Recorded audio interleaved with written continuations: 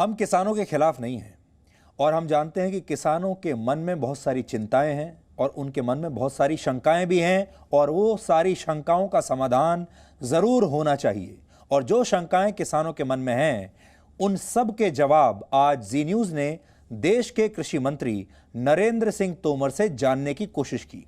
हम देश के कृषि मंत्री से मिले और हमने उनसे पूछा, क्या सरकारी मंडियां खत्म होने से किसानों का शोषण होगा? क्या एमएसपी की व्यवस्था अब खत्म हो जाएगी? क्या अब कारोबारी और बड़ी बड़ी कंपनियां ही फसलों के दाम तय करने लगेंगी? देश भर में कहीं भी फसल बेचने का खर्च कौन उठाएगा? इन सब सवालों के जवाब आज देश भर के किसानों को कृषि मंत्री की ये बातें और जवाब सुनकर मिल जाएंगे। किसान भाइयों और बहनों को कहना चाहता हूं, प्रधानमंत्री नरेंद्र मोदी जी की सरकार के रहते हुए किसानों के शोषण की किसी भी संभावना पर विश्वास नहीं किया जाना चाहिए। नरेंद्र मोदी जी ने एमएसपी को बढ़ाने का काम किया, लगातार सरकारी खरीद बढ़े, ज़्यादा पैसा उस पर खर्च हो, किसान को एमएसपी मिले, यह सुनिश्चित करने का काम किया। और अगर आप यूपीए के 5 साल से और हमारे 5 साल से तुलना करेंगे तो लगभग 2 गुने से अधिक, लगभग 7 लाख करोड़ रुपए की खरीद भारत सरकार ने मोदी जी के नेतृत्व में किसानों से की है। जो नया कानून है वह राज्य के एपीएमसी कानून को अतिक्रमित नहीं करता है। किसान के पास दोनों विकल्प मौजूद रहेंगे। अगर उसे वाजिब दाम मंडी में मिले तो वो मंडी में अपना माल बेचे, और अगर वाजिब दाम उसे बाहर मिले तो बाहर अपना उत्पादन बेचे।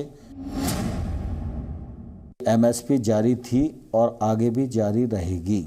एमएसपी को बढ़ाने का काम नरेंद्र मोदी जी ने किया, स्वामीनाथन साहब की रिकमेंडेशन के अनुसार। अगर उनकी नीयत में कुछ गड़बड़ होती तो वो एमएसपी बढ़ाते ही क्यों? एमएसपी बढ़ाई भी और सरकारी खरीद की सीमा को भी बढ़ाया। इस प्रकार के सवाल कल्पना के सवाल हैं। हमेशा कोशिश ये होना चाहिए कि जो बंदिशें जिनके कारण कालाबाजारी और जमाखोरी बढ़ती है, लाइसेंस राज और इंस्पेक्टर राज बढ़ता है, अच्छी सरकार वही होती है जो इस प्रकार के इंस्पेक्टर राज से अपने किसान को और गरीब को बचाए। इंफ्रास्ट्रक्चर की जो ज़रूरत किसान को है, जिस इंफ्रास्ट्रक्चर का उपयोग किसान कर सके, तो वो कब कर सकेगा? जब इंफ्रास्ट्रक्चर गांव में मौजूद होगा। ये 1 लाख करोड़ रुपए का इंफ्रास्ट्रक्चर पहले घोषित किया फंड, जिस पर काम प्रारंभ हो गया है, और उसके बाद कानूनी रिफॉर्म आया। तो जो इंफ्रास्ट्रक्चर की ज़रूरत है वो इस 1 लाख करोड़ के फंड से पूरी होगी, और ये इंफ्रास्ट्रक्चर फंड किसान के ही काम आएगा। मैं किसान भाइयों को अनुरोध करना चाहता हूं कि कोविड का संकट है, सर्दी का मौसम है, उन्हें आंदोलन का रास्ता अब छोड़ना चाहिए और चर्चा का रास्ता अपनाना चाहिए। भारत सरकार उनसे चर्चा के लिए तैयार है। अपनी ग्राउंड रिपोर्ट दिखाने से पहले हमने पंजाब के जिन 31 किसान संगठनों का जिक्र आपसे किया था, उनमें से 30 संगठनों ने कुछ दिनों पहले पंजाब के मुख्यमंत्री कैप्टन अमरिंदर सिंह को आंदोलन खत्म करने की तारीख दी थी, जबकि इनमें से एक संगठन जिसका नाम किसान संघर्ष समिति है, उसने कहा था कि वो न तो पंजाब की सरकार के साथ है और न ही केंद्र सरकार के साथ है। ये सभी कानून किसानों की भलाई के लिए लाए गए हैं और इन्हें तैयार करने के लिए कृषि विशेषज्ञों की राय भी ली गई है। ज्यादातर एक्सपर्ट्स मानते हैं कि इन कानूनों से किसानों को फायदा होगा। हालांकि कुछ लोग ये जरूर कह रहे हैं कि शायद सरकार इन कानूनों को लाने से पहले सभी की राय लेने में असफल रही। लेकिन अगर आप गौर करेंगे तो इस तरह के उग्र प्रदर्शन किसी और राज्य के किसान नहीं कर रहे हैं, सिर्फ पंजाब के ही कर रहे हैं। ऐसा क्यों है, ये आज आपको समझना चाहिए।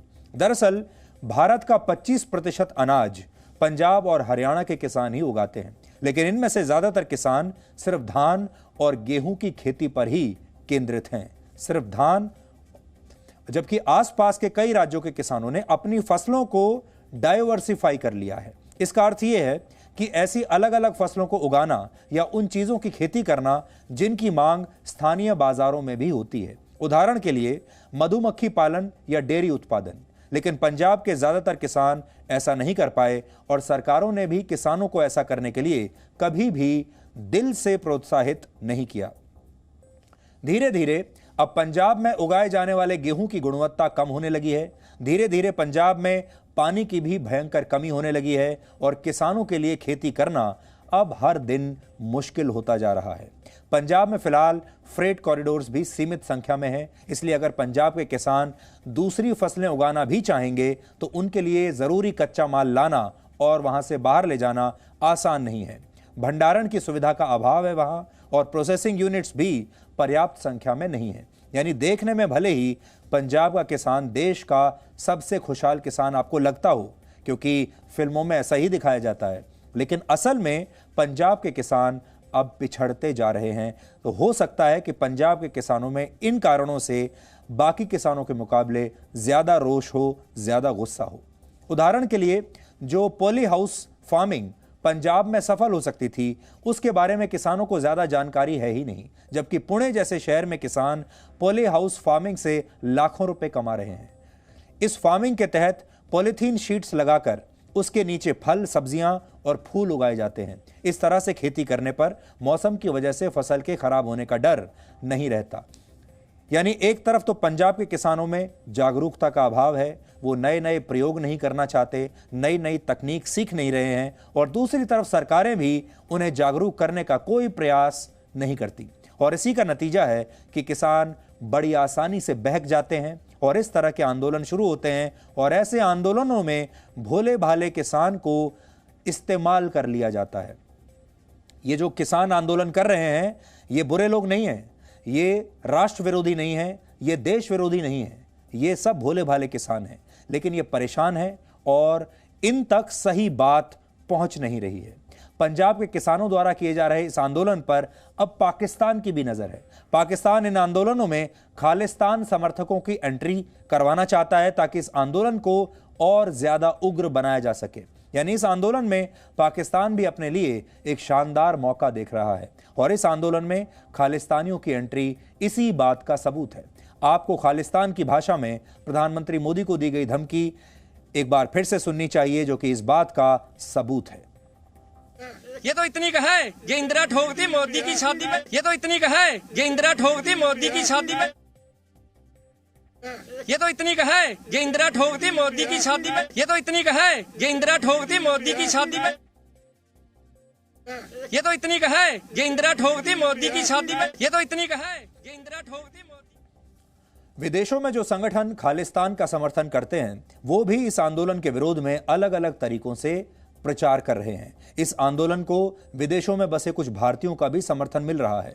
पंजाब से हर साल बड़ी संख्या में लोग विदेशों में जाकर बस जाते हैं, और विदेश में जाकर बस गए लोगों की बातों को आज भी पंजाब के ग्रामीण इलाकों में बहुत गंभीरता से लिया जाता है, क्योंकि यहाँ के लोग अब भी बड़े पैमाने पर कनाडा और अमेरिका जैसे देशों में बसना चाहते हैं, यूके जैसे देशों में बसना चाहते हैं। लेकिन अब कुछ देश विरोधी संगठन विदेशों में बसे इन भारतीयों को भी गुमराह कर रहे हैं, और इन सारे एनआरआईज को यह बताया जा रहा है कि भारत में बैठे इनके किसान रिश्तेदार बहुत संकट में हैं। यानी जो लोग बाहर बैठे हैं विदेश में, और उन तक भी ये गलत जानकारियां जा रही हैं, फेक न्यूज़ फैलाई जा रही है कि पंजाब में जो किसान उनके रिश्तेदार हैं, उनके परिवार के लोग हैं, वो अब बहुत बड़े संकट में हैं।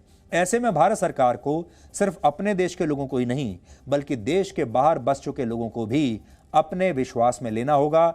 ये एक बहुत बड़ी चुनौती है। Presenting B News app, available on Google Play and App Store. Download it now.